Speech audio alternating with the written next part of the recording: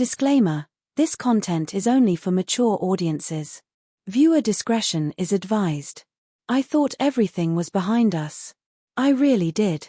After that night, the one where he finally told me the truth about the messages, the cabin, the box, I felt like we turned a corner. We talked, we cried, we made promises. We even laughed a little, like we were healing.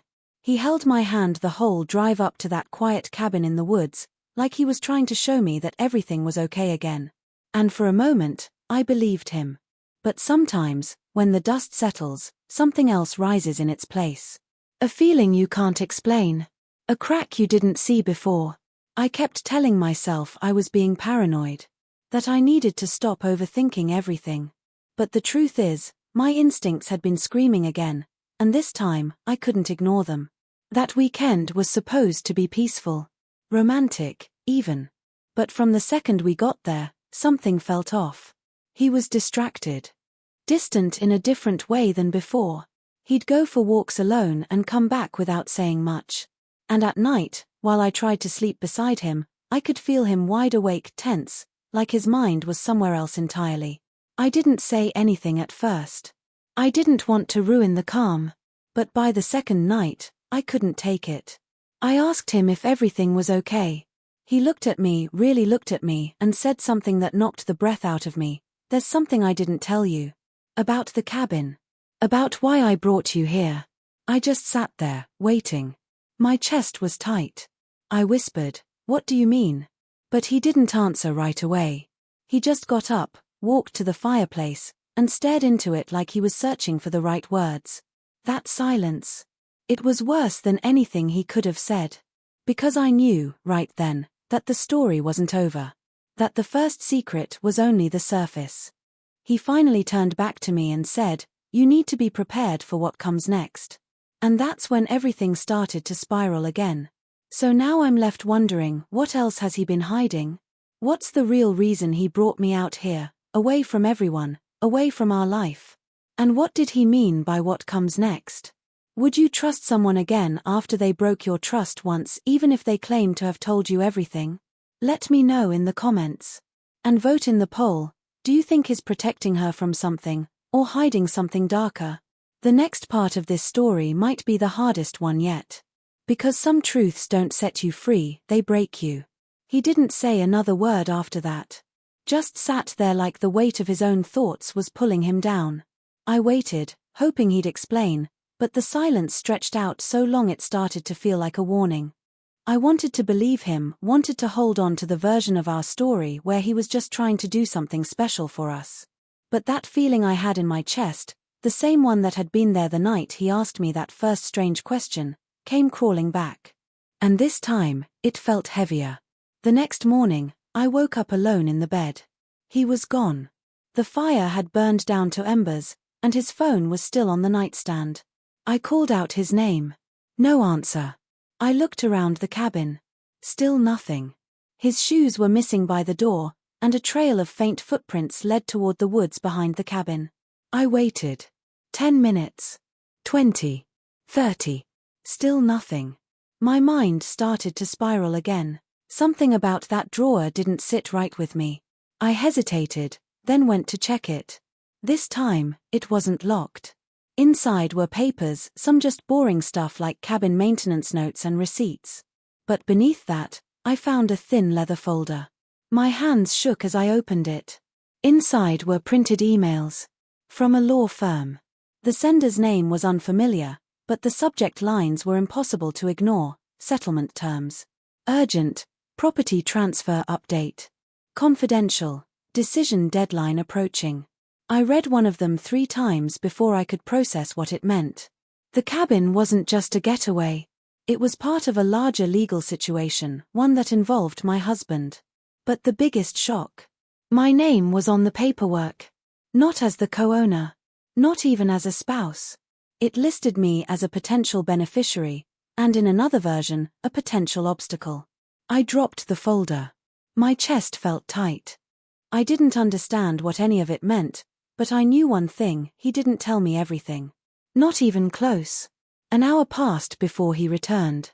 I saw him through the window, walking back from the woods with something in his hand. A small duffel bag. He looked different. Not scared. Not guilty. Just tired. Like someone preparing for something final. I didn't say anything as he walked through the door. He looked at me, then at the folder on the table. And then he said, "You weren't supposed to see that." "Not yet. So tell me, if you were me, would you confront him right now? Or wait to hear what he says next?" Drop your thoughts in the comments. I didn't say anything right away. I just stared at him, trying to read his face, waiting for some sign, guilt, fear, anything. But he stayed calm, like he'd already accepted that this moment was going to happen. He placed the bag on the floor gently and sat across from me. No apology. No explanation. Just silence, like he was waiting for me to make the first move. Finally, I asked him, "What is all this? What were you planning to do with that paperwork?" My voice didn't even sound like mine. It was too quiet, too steady for how fast my heart was racing. He looked down for a second, then back at me. "I didn't know how to explain it without making you panic," he said. "I was trying to fix something. Something I messed up a long time ago." He went on to say the cabin wasn't just a random getaway, it had been in his family for years, but it had gotten tied up in a legal mess after his father passed. Apparently, there were hidden debts, and the land had more value than we thought. A settlement had been offered, one that could change everything for us financially, but it came with conditions. One of them involved me, but he hadn't told me because he wasn't sure if I'd agree. Agree to what, though? That part, he still wouldn't say. Said he needed me to understand the full picture first. But how can you understand something when half the picture's still hidden?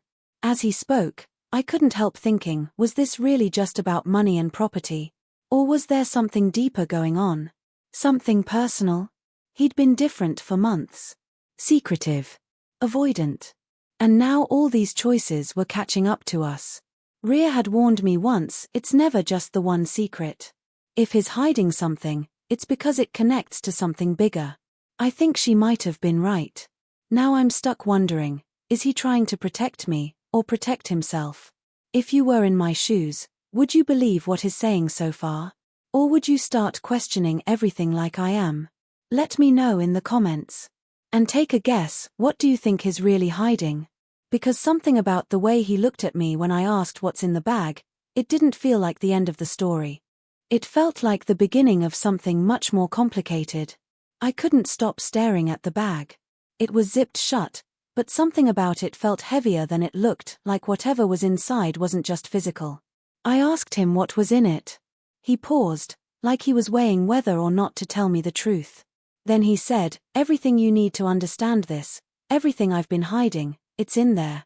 But he didn't make a move to open it. He just sat back and waited for me to reach for it. My fingers hesitated on the zipper. Part of me wanted to rip it open and finally get the answers. But the other part, the part that remembered every weird moment, every strange word, was scared. Because whatever was inside, once I saw it, things between us could never go back to normal. And maybe deep down, I already knew that. He said, "Before you look, just remember that everything I've done, I did it for us." But his voice cracked a little at the end. It was the first real crack I'd seen in his calm since we got to the cabin. That's when I realized he was afraid, too. Not of me. Not even of the fallout. But of the truth itself. Like he'd built something too fragile, and now it was about to break wide open. I finally unzipped the bag just a little and saw the edge of a folder. Thick. Stuffed with documents. I didn't pull it out. Not yet. Instead, I looked at him and asked, "Why now? Why tell me all this here, away from everyone?" He rubbed his face, looked away, then said, "Because if I had told you back home, you might have left." That answer hit harder than anything else. It wasn't just about money. Or some family cabin. There was something else in that folder, something that could change how I see him. Maybe how I see myself. My hands hovered over the zipper again, but this time, I couldn't bring myself to open it. Not yet. So now I want to ask you, if you were standing in front of a truth that could destroy everything you thought you knew, would you open that bag? Let me know in the comments. Because I think what's inside might be the last thing I ever expected. And somehow, I'm not sure I'm ready to know. I finally opened the bag. Slowly, carefully, like I was peeling back layers of something I couldn't undo. I pulled out the folder first. It was thicker than I thought, crammed with contracts, scanned IDs, letters. But what caught my eye was a document right on top. It had my name on it. Bold letters. Spousal consent for transfer of ownership and liability. My stomach dropped. I flipped through the pages and realized something horrifying. This wasn't just about the cabin. This was about a company, one I'd never even heard of before. And somehow, my name was tied to it. I looked up at him, and before I could ask, he said, "I used your name to register it." I didn't mean to at first. It was supposed to be temporary. But then the money started moving and he stopped. The silence after that felt louder than anything he could have said. He used my identity to launch something risky. Something hidden. Something that now had legal trails leading back to me. I could barely breathe. "You committed fraud in my name?" I asked, barely able to get the words out. He didn't answer right away. Just kept his eyes on the floor like the truth was too ugly to look me in the face. That was the second twist. The thing I never saw coming. He hadn't just lied. He'd built something illegal, reckless, and dangerous and used me to do it. He tried to calm me down, said he'd fix it all, that he'd already started the process of transferring the liability. That's what all the meetings and calls were for. That's why he'd been acting strange. But it didn't matter. Because now, I was part of it. On paper, at least. If something went wrong, I'd go down with him. And here's the part that's been haunting me since. I'm not even sure he brought me to the cabin to come clean. I think he brought me here in case I didn't take it well. Now I keep asking myself, was this ever about love? Or was I just convenient? And now I want to ask you, honestly, if you found out your partner had done something like this, put your name on something without your permission, involved you in something risky, would you stay? Could you forgive them? Or would this be the line that ends everything? Comment your thoughts. Do you think he's trying to fix it, or just trying to save himself? Because I don't think this is over yet. And I'm starting to wonder if I ever really knew the man I married. I stared at him, my heart pounding like it wanted out of my chest. The words wouldn't come. It was like my brain couldn't catch up with what he'd just admitted. He had used my name, put my future on the line, and dragged me into something I never agreed to, all behind my back. And now he wanted me to just sit there and listen while he tried to spin it into something noble? Like it was all for us. He said it again, softer this time. "I never wanted to hurt you. I thought I could fix it before you ever found out." I stood up. But I did find out. And now I'm sitting here wondering if you're trying to protect me or just protect yourself from the fallout. He didn't answer. And that silence, that's when I knew. He wasn't scared for me. He was scared of what I would do now that I knew everything. I grabbed my phone. I wasn't even sure what I planned to do, call a lawyer, call Rhea, just do something, but the screen lit up with a text. From a number I didn't recognize. One line, "Has he told you the whole story yet?" My blood ran cold. He saw the message. He didn't ask who it was from. He didn't need to. His face went pale. All the calm he'd been holding on to cracked right there in front of me. I asked him, "Who is that? Who knows what you've done?" He finally sat down and told me the truth. The full story. Turns out, it wasn't just shady business. It was blackmail. Someone had discovered what he'd done, someone from his past. They were threatening to expose him unless he handed over a large part of the profits from the fake company. And that's where I came in. He needed my signature to legally finalize the transfer of assets, or else both of us would be implicated. The cabin wasn't an escape. It was leverage. He brought me here because he thought being alone, away from distractions, he could convince me to sign. Or at least keep me from leaving before I agreed. And here's the twist, he hadn't told me everything because he wasn't sure if I'd still protect him once I knew. That's what it came down to. He finally looked at me, eyes red, and asked, "Are you going to help me, or are you going to turn me in?" I didn't answer. Not yet. I just looked down at the phone again. The message was still there. Waiting. So tell me, if this was you, what would you do? Because right now, I'm holding the pen.